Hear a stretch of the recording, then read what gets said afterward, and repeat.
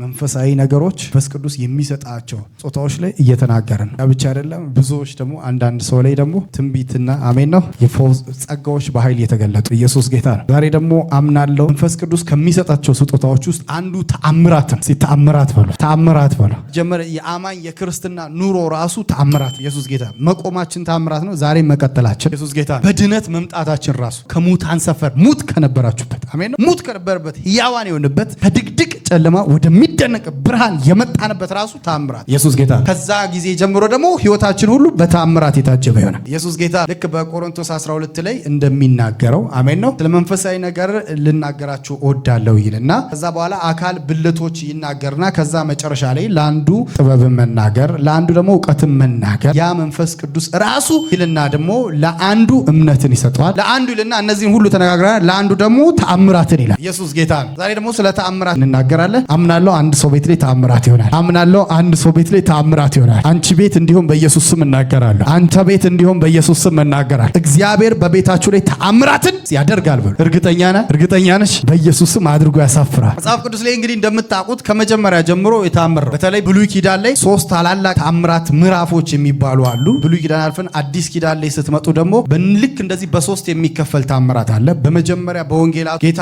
ኢየሱስ ያደረጋቸው ታላላቅ ተአምራቶች አሉ። ከዛ ደግሞ ሐዋርያት ያደረጉት ታላላቅ ተአምራቶች አሉ። ከዛ በኋላ ደግሞ የመንፈስ ቅዱስ ስጦታ ጊፍት ከሰጣቸው በኋላ በቆሮንቶስና በተለያዩ አብያተ ክርስቲያናቶች ላይ ተአምራት ሆነ እና ይሄ ቆሮንቶስ ራሱ የመናገሩ ሚስጥር ራሱ ቆሮንቶስ ቤተክርስቲያን በበዛ ትልቅ ስጦታ ጸጋ የተነሳ በጣም የተለያዩ የልሳን የተአምራት የትንቢት የፈውስ ምናምን ጸጋዎች ስለበዙ እነዚህን ጸጋዎች ኦርደር ለማስያዝ ነው ራሱ ጳውሎስ በምዕራፍ 12 ላይ የሚናገር እነዚህ ነገሮች መስተካከል አለባቸው። ጸጋው በስቷል። በጣም የሚገርም ነገሮች ሆነዋል። ግን መስመር የያዙ መስመር መስተካከል አለበት። እነዚህ ስጦታዎች ይሰጣሉ። እንዴት ነው የሚሰጡት የሚለውን ለመናገር አንደኛ ቆሮንቶስ ምዕራፍ 12 ጳውሎስ በደንብ አድርጎ ዝርዝር አድርጎ ይነግራል። አንደኛ በደንብ ያለብን ነገር ምንድነው? ተአምራት ራሱ የሚመጣው የሆነ ሰውን ለማግነን የሆነ ነገር እዚህ እንደ ማጂክ ለማድረግ ሳይሆን ጌታ ኢየሱስን ብቻ ከፍ ለማድረግ አሜን። ኢየሱስ ጌታ እስኪ ጌታ ኢየሱስን በሉ ከፍ ለማድረግ በሉ። ተአምራት የሚሆነው ጌታ ኢየሱስን ከፍ ለማድረግ ለምን ነው ታውቃላችሁ? መንፈስ ቅዱስ ራሱ ታውቃላችሁ። መንፈስ ቅዱስ በቤተ ክርስቲያን ታላቅ ከባዱ ዋናው ሚና የሚጫወተው ሆሊ ስፒሪት ነው አይደል? ሆሊ ስፒሪት ራሱ ተደብቆ ነው የሚሰራው አሜን ነው። ከፍ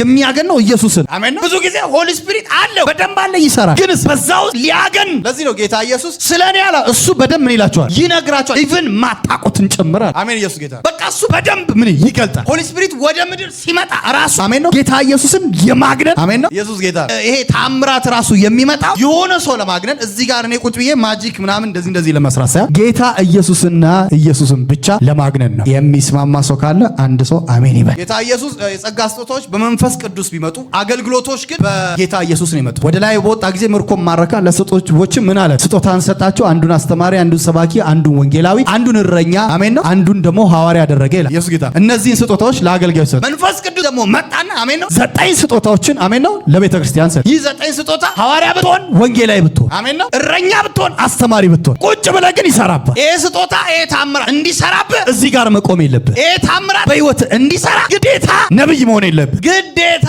ደግሞ ሐዋርያ መሆን የለብህ። እግዚአብሔር ካንተ ጋር ካለ ታምራቶች በህይወት ላይ መስራት ይጀምራል። እስቲ ታምራት በሉ እስቲ በኔ ህይወት በሉ እስቲ መስራት ይጀምራል። ለዚህ ነው የቆሮንቶስ ሰዎች እንዲያውቁ ብሎ በደንብ ነገራቸው አሜን ነው። እነዚህ ጸጋ ስጦታዎች በሁሉም አማኝ ላይ ይሰራል። በኔ ላይ በሉ እስቲ በኔ ላይ በሉ እስቲ ይሄ በሉ እስቲ የጸጋ ስጦታ ተአምራት በሉ እስቲ በኃይል በሉ እስቲ ይሰራል በሉ እስቲ። አይሰራም እንዴ? አላመንክም እንዴ? አላመንሽም እንዴ? በኢየሱስ ስም ይሰራባል አሜን። ይሄ ጸጋ ስጦታ ለአንዱ እንደወደደ ይሰጣል። ለዚህ ነው አገልጋይ ብቻ ልሳን ማይናገሩ። መንፈስ ቅዱስ ከሰጣቸው ስጦታዎች ውስጥ ከነዚህ ከ9 ስጦታዎች ውስጥ የልሳን ስጦታ አንዱ ነው። እርግጠኛ ነኝ እዚህ ውስጥ በጣም 80 እና 70% አሜን ነው ልሳን በኃይል ይናገራል አሜን። ኢየሱስ ጌታ። ለዚህ ነው መንፈስ ቅዱስ የሚሰጣቸው ስጦታዎች በዚህ ዘመን እንዳለ ለአዳዲስ ካህናት ማለት አዲስ ካህናት ማለት በአዲስ ወደ ጌታ ለመጡ አሜን ነው ጌታን እንደ ግል አዳኛቸው ለወሰዱ አዳዲስ ካህናቶች ማለት ነው አሜን ነው።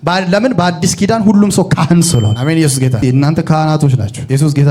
ቅዱስ ሕዝብ የተለያችሁ አሜን ነው ቅዱስ ወገን ካህናቶች ይላል ጴጥሮስ አሜን ነው። እና ለነዚህ ሰዎች እንዳለ የመንፈስ ቅዱስ ስጦታ ስጦታ ኃይል ምን ይላል ይከፋፈላል። እና ለዚህ ነው አንዳንዴ ብዙ ጊዜ የምንጠብቀው አገልጋዮች ምናምን ሰገው በህይወታችን ኦፕሬት ማያረገው እነዚህ የጸጋ ስጦታዎች ኦፕሬት ማያረጉት አንዳንዴ የሆነ የምንጠብቀው እይታችን ስላለ አገልጋዩ ይፈውሳል ብለህ ስትጠብቅ አንተ ቤት ውስጥ እጅ ጭነህ ስትጸልይ ፈውስ ይሆናል። እግዚአብሔር ምንድነው የሚሻለው እርቦኛል ተጠምቻለሁ ምናምን ብለህ በተቀመጥክበት እግዚአብሔር መልአኩን ልኮ ቤት ውስጥ ያስገርማል። እና ይሄንን የጸጋ ስጦታ በቃ ብቻ ቤተክርስቲያን ብቻ ስለምንፈልገው አማኞቹ ህይወት ውስጥ ሁሉም ላይ ይሰራል። መንፈስ ቅዱስ እንደወደደ ለሁሉም ይላል ይሰጣል። አምናለሁ ከዚህ በኋላ አንድ ሰው ላይ ኦፕሬት ማድረግ ይጀምራል፣ መንቀሳቀስ ይጀምራል። የሆነ የጸጋ ስጦታ መንቀሳቀስ ይጀምራል በሉስ ይጀምራል በሉስ። ያው ጌታ ኢየሱስ ታውቃላችሁ በቃ 9ኙንም ስጦታ በቃ ተሸክሞት ነው ይዟል። አሜን ነው በቃ ሁሉንም ስጦታዎች በሚል እና ተአምራት ሲያደርግ እንደምታውቁት መጽሐፍ ቅዱስ ላይ በጣም ያልተጻፈው ነው ከተጻፈው የሚበልጥ ተአምራቶችን አደረገ። በዛ በሚመላለስበት ህይወቱ ሁሉ ላይ አሜን ነው ብዙ ተአምራቶች ምን ብሏል አድርጓል። በዮሐንስ ወንጌል ወደ 7 ተአምራቶችን አድርጓል። በሉቃስ ወንጌል 20 ተአምራቶችን አይ ቲንክ በማርቆስ 18 በማቴዎስ ደግሞ 20 እንደገና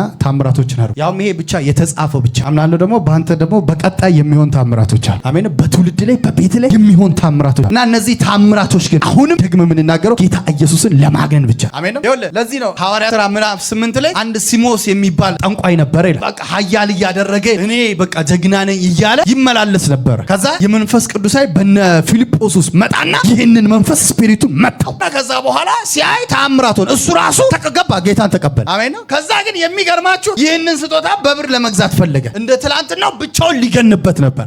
ይሄ ግን ስጦታ አንተን ለማግነን ግን በፍጹም አልተጠራም ማለትና ጴጥሮስ ከለከለው። ጥፋ አለው። እንደው ጥፋ ያንተ ብርም ይጥፋ። ኢየሱስ ጌታ እና ተአምራቶች በህይወታችሁ ላይ የሚመጡት እግዚአብሔርን አሜን ነው ጌታ ኢየሱስን ልጁን ለማግነን ብቻ። በደንብ ዛሬ አስረግጣችሁ እንድትሰሙ ሊፈልግ። ለዚህ ነው አንዳንድ ሰው ያው ይመጣል ያናግራል። ሰላም ነው እንዴት ነው እስቲ ቺን ውሃ ቀይራት ይላል። ቺን ውሃ እስቲ ወደ ወይን ጠጅ ቀይራት። እግዚአብሔር ሰው ኢየሱስ ጌታ አሜን ነው። አንዳንድ ሰው ይመጣና ዝም ብሎ ማለት ነው ደስ ይልና ሰላም ነው እንዴት ነህ ነብይ እንዴት ነህ እስቲ ስሜን ንገረኝ። እኔ እኮ በጣም ብዙ ነገር ስሜ ማን ነው ስሜን ንገረኝ ይላል። አሜን ኢየሱስ ያድናል። ይሄ ጠንቋይ ሲስተም አይደል? አሜን ስሜ መናገር ምናምን ነው የጠንቋይ ሲስተም አሜን ነው። ይሄ እንደዚህ ራስን ለማግኘት ያንተ እንትና ይባላል። ያንተ እንዲቆመ እንደዚህ ምትል ከሆነ ጊፍቱ እኮ አለ። እንዲህ ምትል ከሆነ ጂሰስ የማታገንበት ከሆነ አኖይንቲንጉ ራሱ ሎው ይሆን አይደል? ለዚህ ነው አንዳንድ ሰው ይመጣና የእግዚአብሔር ሰው ይለኛል አንተ ጋር መልእክት አለኝ አለቅህም ይርሰዋል። አንተ ጋር መልእክት አለኝ አለቅህ። በቃ ያን መልእክቴን ካልሰጠኝ እሱ ነው ያየው እኔ አላየውም። እኔ መልእክት እንዳየው አላየውም ጭራሽ በፍጹም። እሱ መልእክት እንዳለው እኔ ጋር ያውቃል። እኔ ግን እሱ ግን እኔ መልእክት እንዳልሰማው ነው ማለት እና እንድትወልድለት ይፈልጋል። እዚህ ጋር የሚነገረው ተአምራቶች ሁሉ ጌታ ኢየሱስን ለማግነንና ለማግነን ብቻ የማንንም አሜን ነው ማንንም ግለሰብ ለማግነን በፍጹም አይደል። ኢየሱስ ጌታ አሜን ነው። እና በሄዳችሁበት ተአምር ሲሆን አሜን ነው ጌታ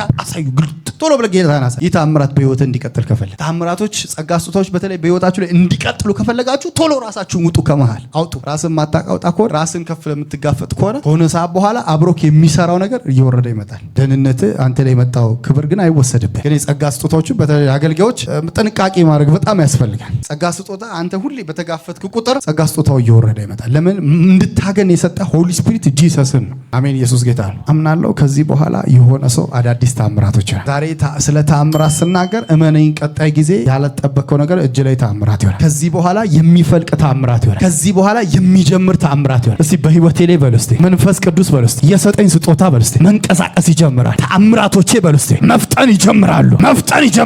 ልጁን የማገንበትን ስጦታዎች በህይወቴ ላይ መንቀሳቀስ ይጀምራሉ፣ መግነን ይጀምራሉ። አሜን ኢየሱስ ያድናል። አሜን ኢየሱስ ያድናል። ለዚህ ነው ፊልጶስ ወደ ሰማርያ ሄደና ክርስቶስን ሰበከላቸው ይላል። ከዛ በኋላ ተአምራቱ መገርገር ጀመረ፣ መምጣት ጀመረ። በቃ ብዙዎች መፈወስ፣ ብዙዎች ታላላቅ ነገሮች መብራት። ተአምራት ማለት ከሰው አይምሮ በላይ የሆነ ማለት ነው። አሜን ነው። አንተ የጠበቅከው አንተ እንደዚህ ያጠናኸው እንደዚህ ኖ አይደለም። ካንተ በላይ የሆነ ካንቺ በላይ የሆነ የማትጠብቂው ነገር ማለት ዛሬ አምናለሁ አንድ የማትጠብቀው ነገር ቤትሽ ላይ ይመጣል። ይሄን ነገር እየተናገርኩኝ መንፈስ ቅዱስ በህይወት ላይ ያሰበው ተአምራቶች መገለጥ ይጀምራል። እርግጠኛ ነኝ አንድ ሰው ቤት ላይ መጀመር እስቲ ህይወቴ ላይ በል እስቲ ተአምራት በል እስቲ ይጀምራል በል። ተአምራት እንደምታስበው አይደለም። ለዚህ ነው ኤልሳ ያ ሰው መጥረቢያው ሲገባበት አሜን ነው የብረት መጥረቢያ እንጨት አምጡልኛል። የገባው ብረት ነው፣ የሚቀተለው ግን በእግዚአብሔር ዓለም ግን እንጨት ነው። ኢየሱስ ጌታ። በሰው ቢሆን ገመድ ትስባለህ፣ በሰው ቢሆን ዋናተኛ ጠላቂ ምናምን ታደርጋለህ። አሜን ነው። ግን ከአይምሮ በላይ ስለሆነ የእግዚአብሔር ተአምራት እንዲህ በሰውኛ በስሌት አንድ ሲደመር አንዳንዴ ኢየሱስ ጌታ በእግዚአብሔር ዓለም 8 ሊሆን ይችላል። አሜን ኢየሱስ ያድናል። ለዚህ ነው ብረት ሲከት እንጨት አምጡልኝ። ቸርቻችን ይሁን እንደዚህ ሊሸጥ ነው፣ ብር የለ በቃ ባዶ ነው ካዝናችን። ምን ትላለህ? በቃ ባክን እያልኩ በቃ ግራ በቃ ገባኛል። በጣም ግራ ገባኛል። ጀምሬ እንዴት ልቆም ነው ምናምን በሚል በቃ ኮንፊውዝ ሆንኩኛል። እና ኮንፊውዝ በመሆን ሰዓት እግዚአብሔር ልጄ ላይ ትልቅ አኖይንቲንግ አስቀመጠበታል። የተከለው እኮ ሰውየው እኮ ነው፣ የጀመረው እኮ ሰውየው እኮ ነው። ምንድነው መሆኑ ግራ እየተጋባ ልጁ ላይ እግዚአብሔር አኖይንቲንግ አስቀመጠና ልጁ በቸርች ውስጥ ማገልገል ጀመር። ሳይታሰብ ቸርቹ መፈንዳት ጀመር። ሳይታሰብ መጠቅለል ጀመር። ሰውየው የጠበቀው በቃ በእኔ ይሆናል ብሎ በቃ የሆነ ተአምር በቃ እግዚአብሔር አድርጋ በቃ ጀምረ በቃ እግዚአብሔር ግን በቃ የሚመጣበት መንገድ አይታወቅም።